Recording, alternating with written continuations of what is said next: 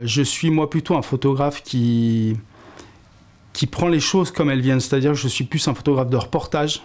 J'aime bien partir en montagne et puis me nourrir de ce qui me tombe sous l'objectif en fait. Donc je suis à l'affût du paysage, je suis à l'affût des fleurs, je suis à l'affût des animaux qui peuvent passer dans mon cadre, mais ce ne sera pas ce que je vais chercher en priorité. En fait, moi j'aime bien être surpris par le paysage ou par les endroits que j'arpente.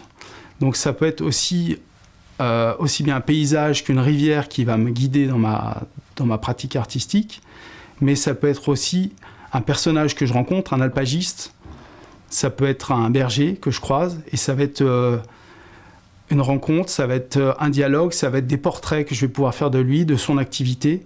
En fait, moi je vois la montagne de manière plurielle, je ne la vois pas comme simplement un paysage ou une carte postale. À mon avis, il y a un décor qui est là, qui est tellement fort qu'il il imprime les caractères en fait, des gens qui vivent ici. Et moi, c'est ce que j'essaie de retranscrire dans mes photos, c'est de ressentir cette intimité qui lie les hommes avec ce paysage. C'est vraiment très très important pour moi. À mon avis, on ne vit pas ici par hasard.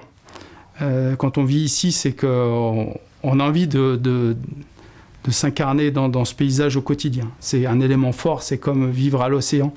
Il y a des choses fortes qui se passent entre les hommes et ce paysage.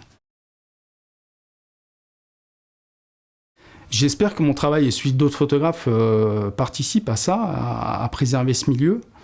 En tout cas, c'est ce que le public, quand il regarde nos images, nous dit, c'est qu'il trouve nos photos magnifiques, que les endroits sont magnifiques. Nous, c'est ce qu'on essaye de faire passer dans nos images.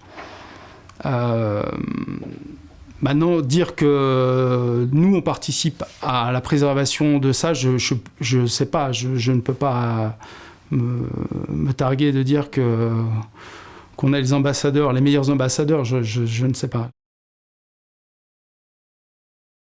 Alors, de tout temps, depuis la période romantique, on va dire depuis le 18e, il y a eu des grands écrivains qui sont passés ici. On parle de Victor Hugo, Rousseau. Il y a beaucoup d'écrivains qui sont venus puiser leur inspiration ici. Alors, au départ, la haute montagne faisait peur, elle rebutait, mais ils venaient ici pour les cascades, pour les lacs. Ils trouvaient l'inspiration avec tous ces magnifiques paysages. Et ça continuait avec, bien sûr, les peintres, puis les premiers photographes. Aujourd'hui, c'est l'avènement des réseaux sociaux, des photos qui sont faites avec des téléphones, donc tout va très vite. Mais on voit aujourd'hui le nombre de photos qui sont échangées sur les Alpes et particulièrement au pays du Mont-Blanc. On voit que ce territoire, il a toujours un attrait aussi fort et que ça se dément pas en fait.